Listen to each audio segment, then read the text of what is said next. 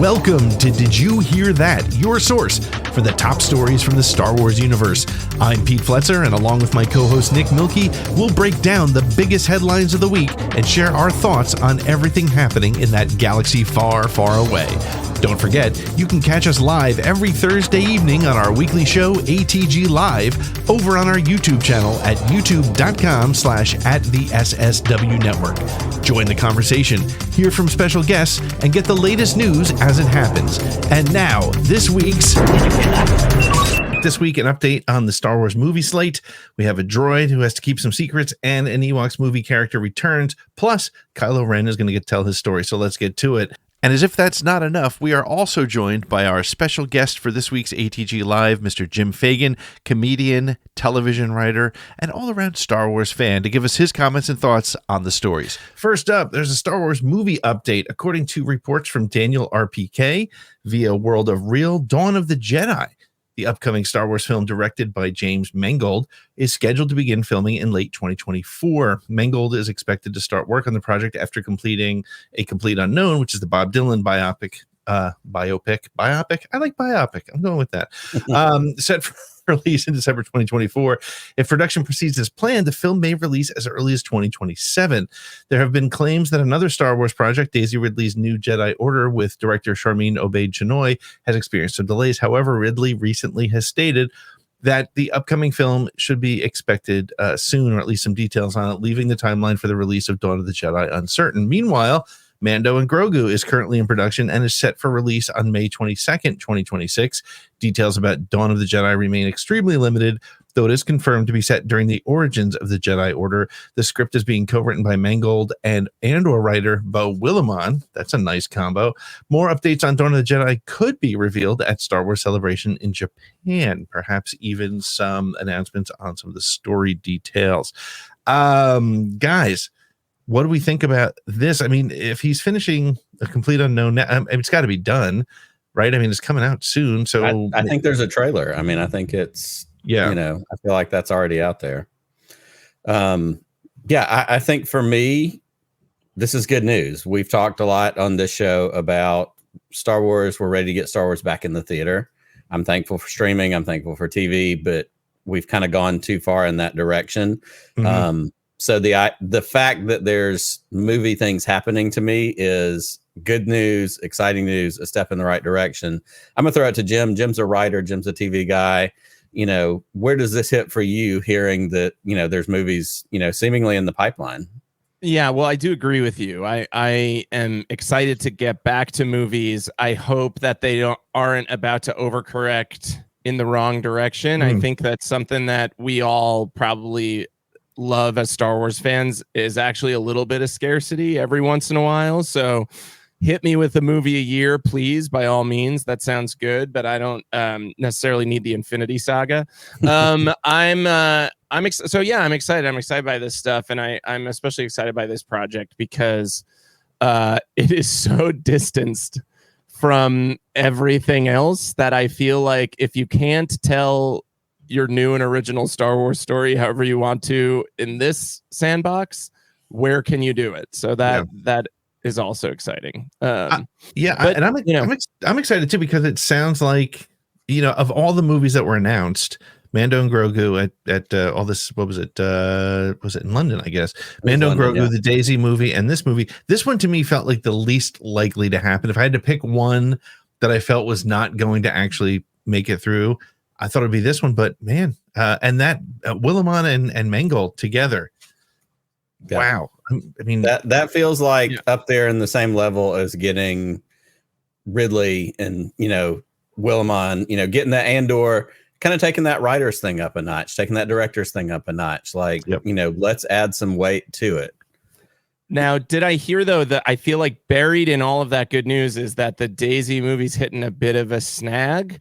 Because I want to know what happens next, guy, and so that I get nervous there. I think there's been there's been a little bit of concern, a little bit back and forth on where, it's, I think it was supposed to be further along than it is right now. Mm-hmm. I think that's the problem that Star Wars runs into, Lucasfilm runs into specifically, is they announce things and people don't, I mean, you get it. We get it because we have friends in the business like yourself. Things like if you say a movie's going to be done for 2026, like don't start banking on it yet. Wait till things get going. It takes forever to get scripts done, right? I mean, how many times do they go through script edits and things like that, you know? Yeah, no, to take it back to sports ball, this is everybody putting the Jets in the Super Bowl, you know, during the off season. Preseason rankings are the worst. Exactly. It is. There's a lot of excitement around these announcements, and I don't want to, you know, put a damper on Comic-Con or you know, Star Wars Celebration or any of that stuff. But I work in development right now. I've been in development for TV for the past 3 years, and we call it development hell.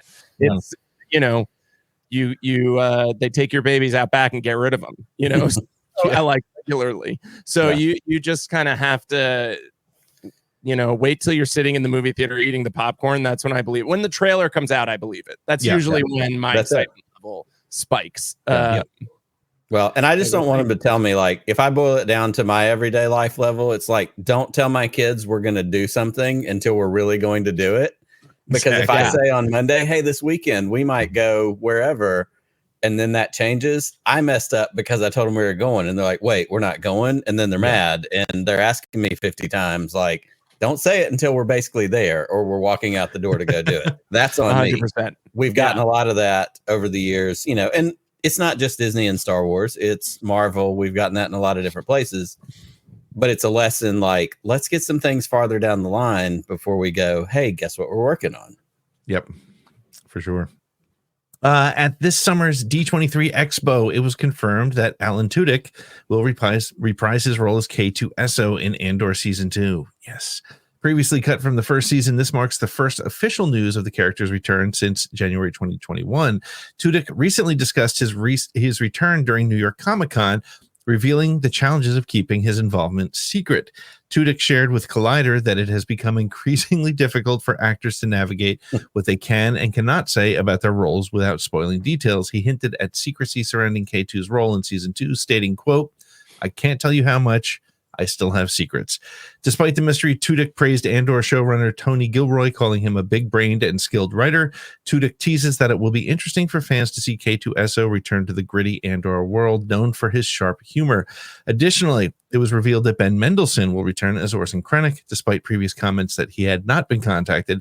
Speculation has also arisen about the potential return of other Rogue One characters, including Mads Mikkelsen's appearance at Star Wars Celebration Japan in 2025, as Andor Season 2 prepares for its anticipated release in 2025. Guys, the first thing I'll throw to you guys, I want to hear what your thoughts are. There is a comic book, a one-shot that tells the story of Andor and K2 getting together. Are they throwing that out the window, or do you think they're going to redo the comic book? Because the comic book, I think, takes place in 2 BBY, which would be the third arc of this season. But I mean, Star Wars, are they going to stick with comic book stuff? What are your thoughts?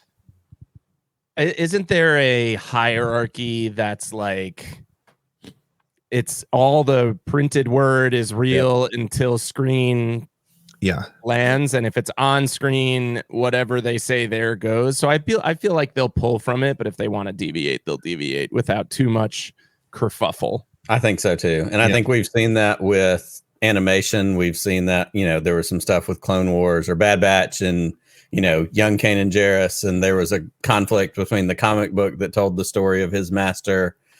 So we're going to get that, but live on screen, that's the trump card. That's the one that wins. That's the one that, you know, supersedes everything else. And we saw how well it went when Ki-Adi-Mundi's birthday shifted. So, you know, like people threatening. If there's one thing I like to do, it's scream about something before I've seen where it's going or how it ends. Yeah. So, I mean, you know, why the movies?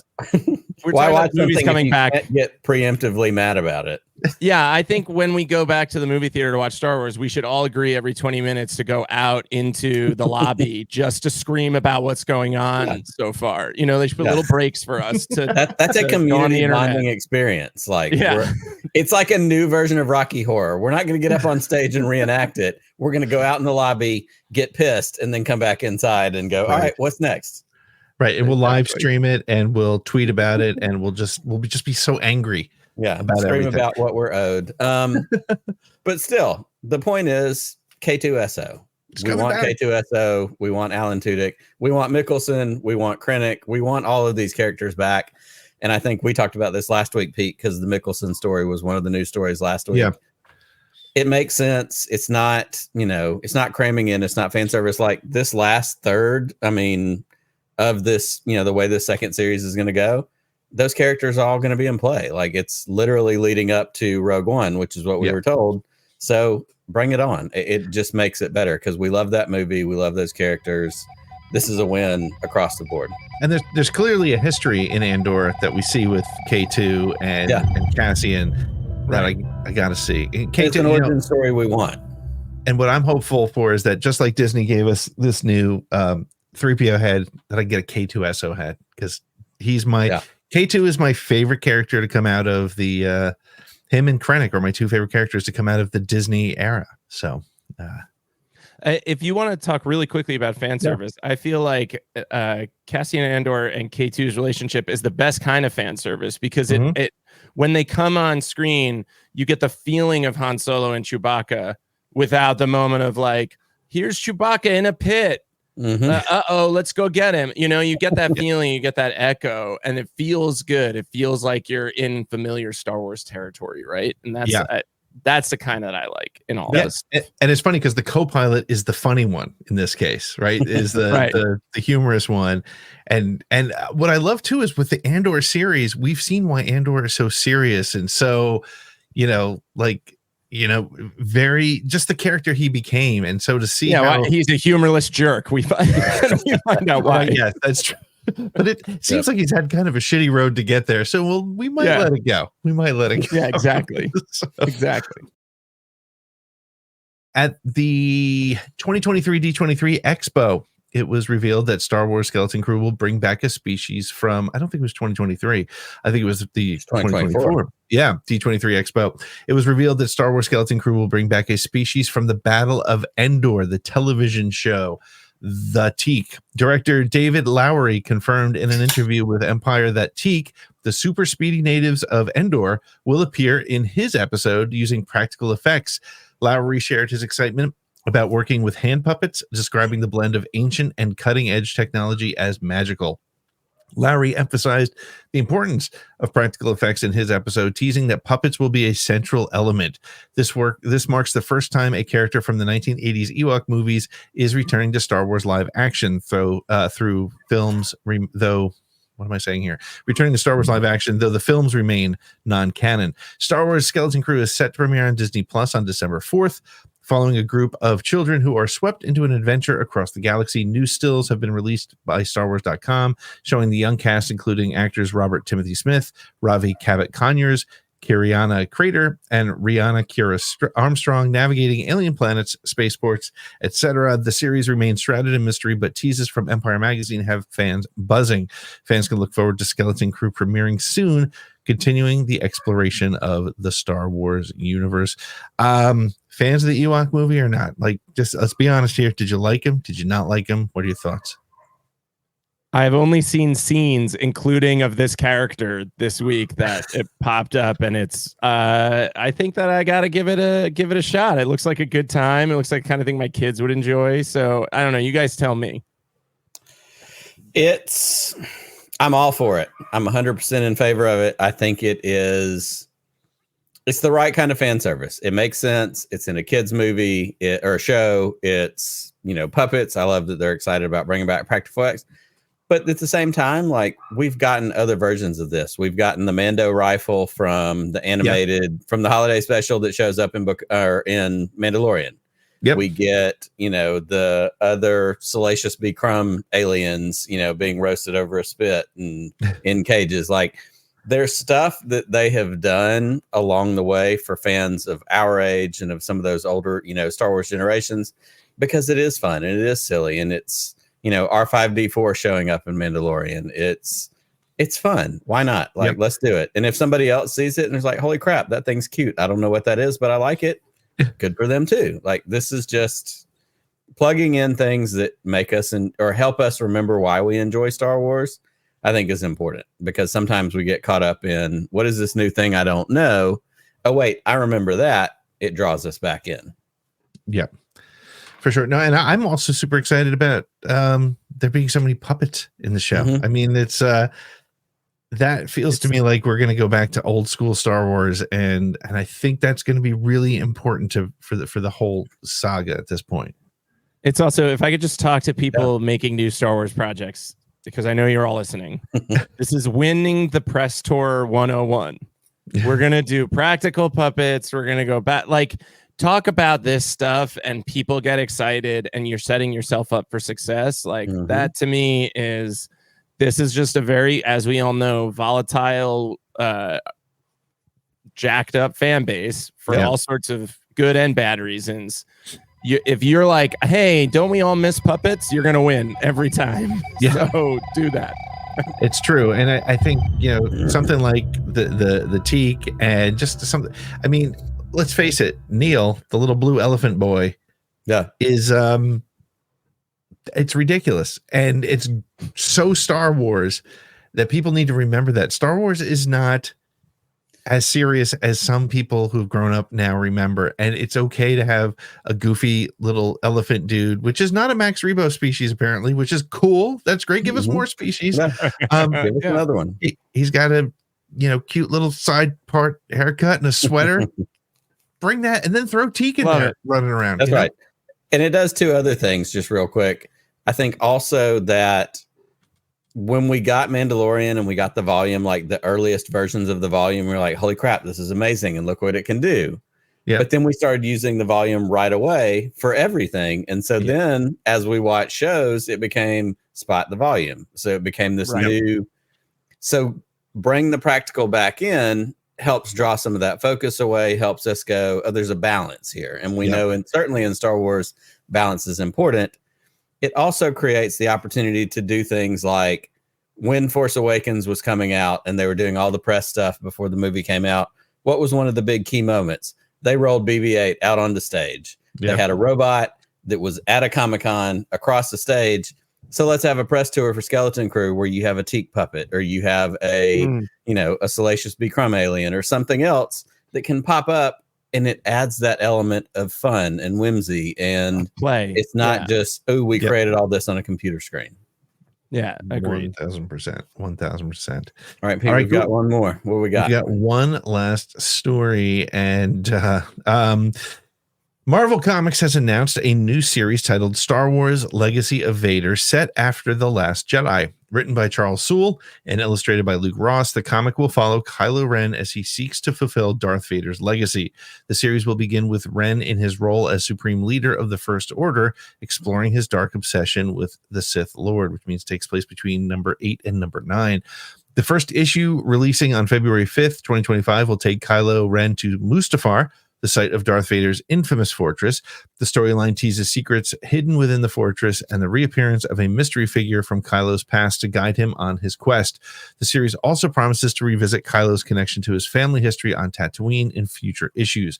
Charles Soule, who previously wrote The Rise of Kylo Ren in 2017 and the Darth Vader run, explained that Kylo is at a deeply unstable point in his life, having recently killed his father, fought his uncle, and nearly killed his mother. It's a rough week. Struggling with anger and confusion, Kylo turns to his grandfather's dark legacy for guidance. Interior art for the series has been shared on StarWars.com, offering fans a first look at Kylo Ren's journey. I want to hear Jim's thoughts before I talk about my thoughts on what I'm going to say. Yeah, Charles Soule's last Kylo Ren thing. Jim, what are your thoughts on comics and hearing this story?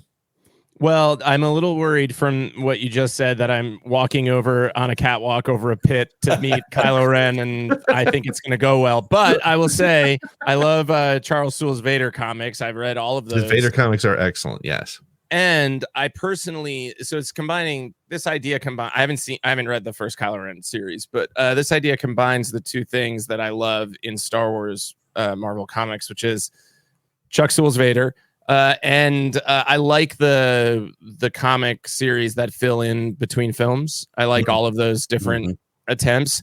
I'm especially eager for more of those in the sequel era, where I just think it's going to I like those movies, but you're out on an island sometimes when you like those movies. So I just think it's going to bolster them more and more and more the more of that stuff that we get. So I'm excited. That's good. You're absolutely allowed to be. Pete, I'm glad to jump in because I want to give you kind of the final spotlight on this. I am famously not that much of a comic book reader. All, deference to our friend Chris Ryans, who is a huge comics guy. I'm a friend of the show. I've read bits and pieces of the Vader Down comics. I've read, I've seen some of the screens from some of the original Kylo series. It's just not for me. But guess what? Star Wars isn't just for me. So the people that are excited about this, I'm excited for you. I will also say this: Charles Soule's record is unimpeachable. He's a fantastic writer. He tells great stories.